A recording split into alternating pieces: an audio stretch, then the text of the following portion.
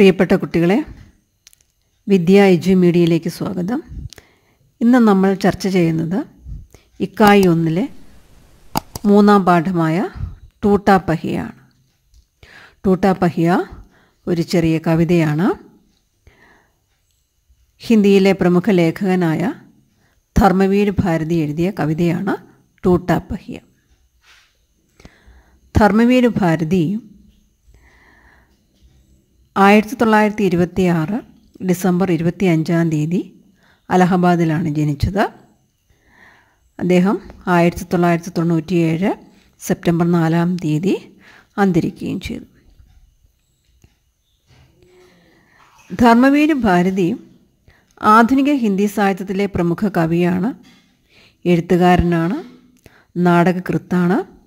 അദ്ദേഹം ധാരാളം കൃതികൾ എഴുതിയിട്ടുണ്ട്. മുർദോങ്ക ഗാവ്, സ്വർഗ് ഔർ പൃഥ്വി, ചാന്ദ് ഔർ ടൂട്ടേ ഹുയേ ലോഗ്, കനുപ്രിയ, അന്ധായുഗ് മുതലായവയാണ് അദ്ദേഹത്തിൻ്റെ പ്രധാന കൃതികൾ. സംഗീത നാടക അക്കാദമി പുരസ്കാർ, പത്മശ്രീ, ഭാരത് ഭാരതി വ്യാസ് സമ്മാൻ തുടങ്ങിയവ അദ്ദേഹം നേടിയിട്ടുണ്ട്. കവി തൻ്റെ ആത്മകഥാശൈലിയിലാണ് ഈ ടൂട്ടാ പഹിയയുടെ കഥ വിവരിക്കുന്നത്. ടൂട്ടാ പഹിയ നമുക്കറിയാം. ടൂട്ടാ പഹിയ എന്ന് പറഞ്ഞാൽ പൊട്ടിയ ചക്രം അല്ലേ, രഥത്തിൻ്റെയൊക്കെ പൊട്ടിയ ചക്രം. ആ പൊട്ടിയ ചക്രം, അതിൻ്റെ മഹത്വം തൻ്റെ കവിതയിലൂടെ വിവരിക്കുകയാണ് കവി.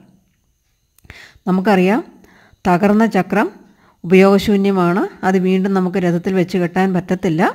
പക്ഷേ ചില സന്ദർഭങ്ങളിൽ ആ പൊട്ടിയ ചക്രവും നമുക്ക് ഉപയോഗമുള്ളതായിട്ട് ഭവിക്കും.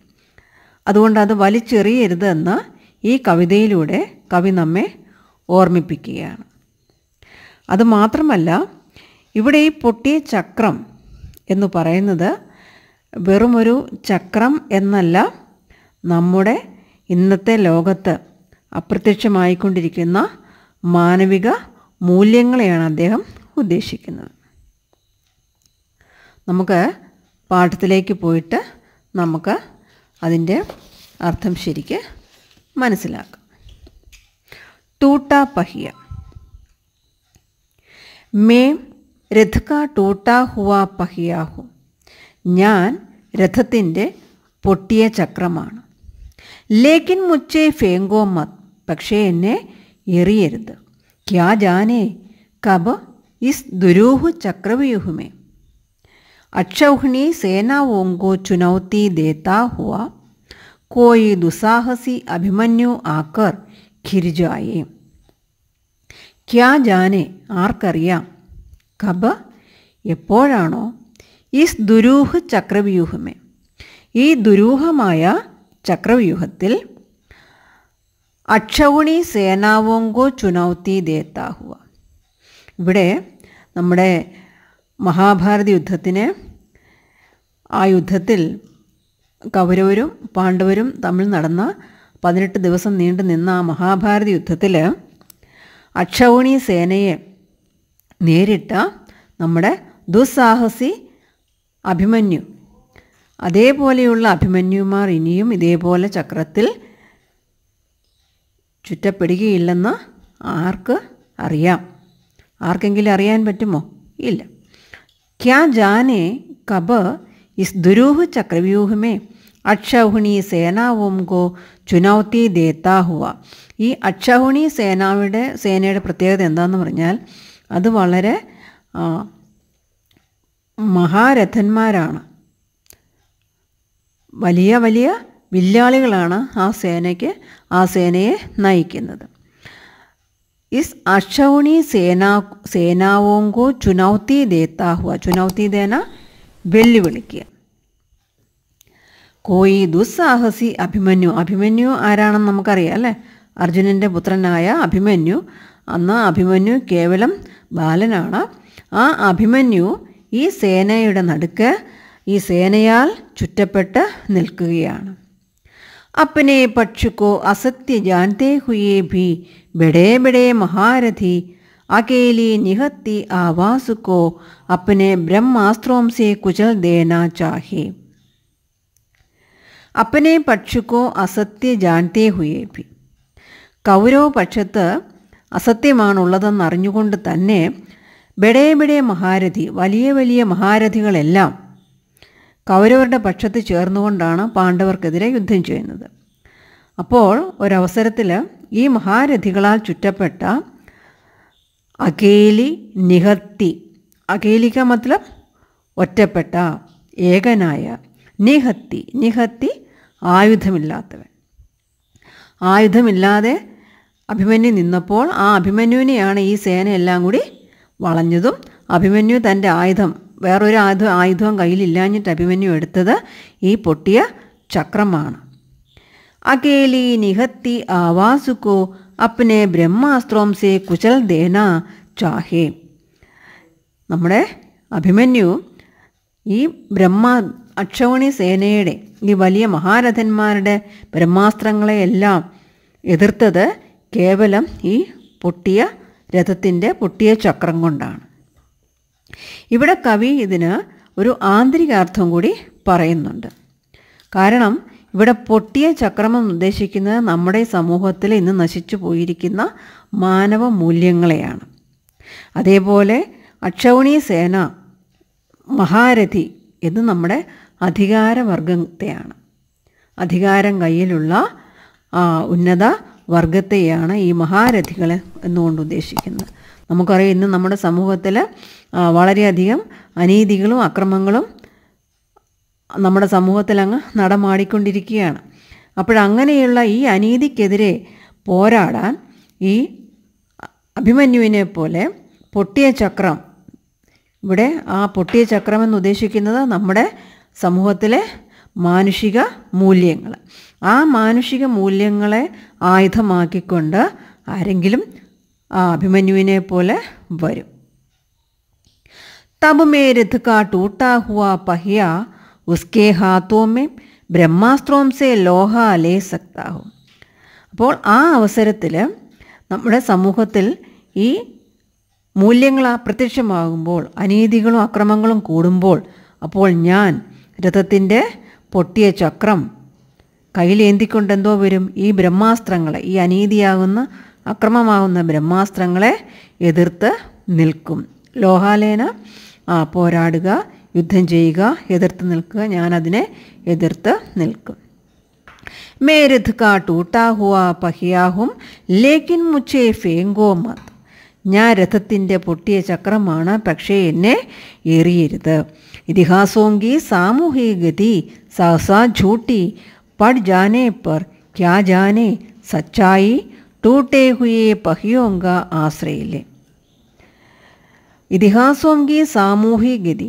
നമുക്കറിയാം ഇതിഹാസങ്ങളിലുമെല്ലാം ഇതേപോലെ അനീതികളും അക്രമങ്ങളും അന്നും ഉണ്ടായിട്ടുണ്ട്.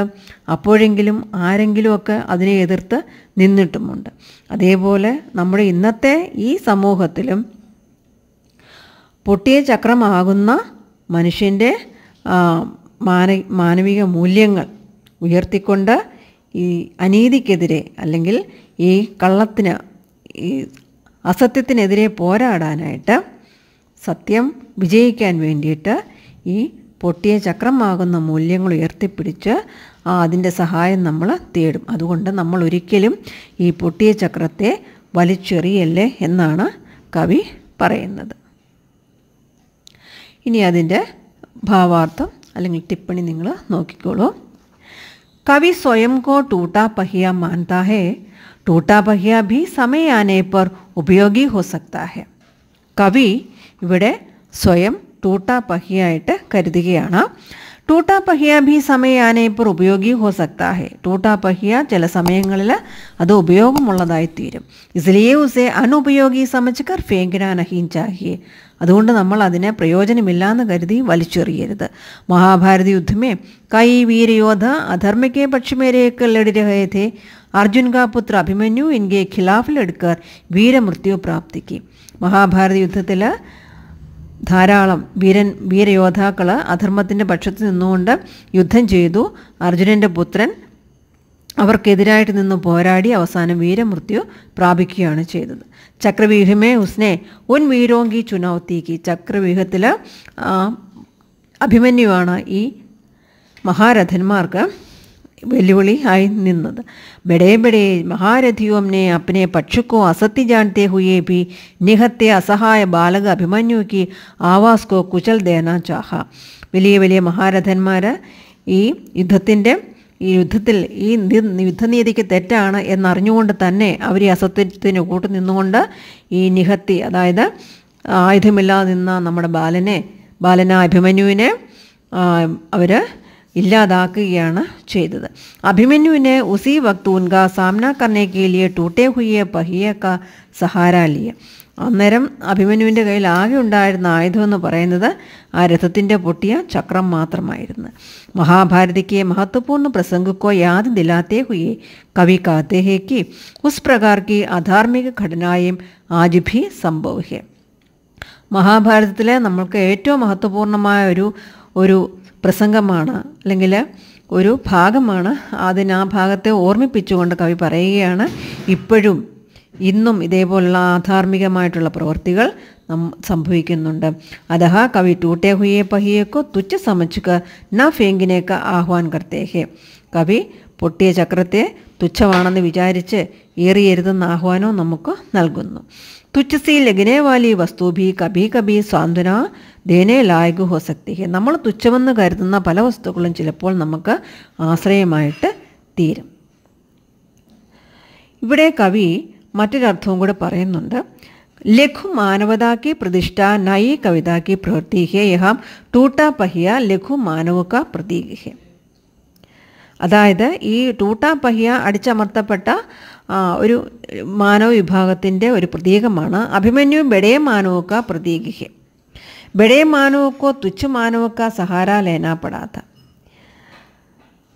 ബഡേ മാനവ് ഈ തുച്ഛ എന്ന് പറഞ്ഞാൽ അടിച്ചമർത്തപ്പെട്ട ജനവിഭാഗത്തിൻ്റെ സഹായമായിട്ട് മാറും.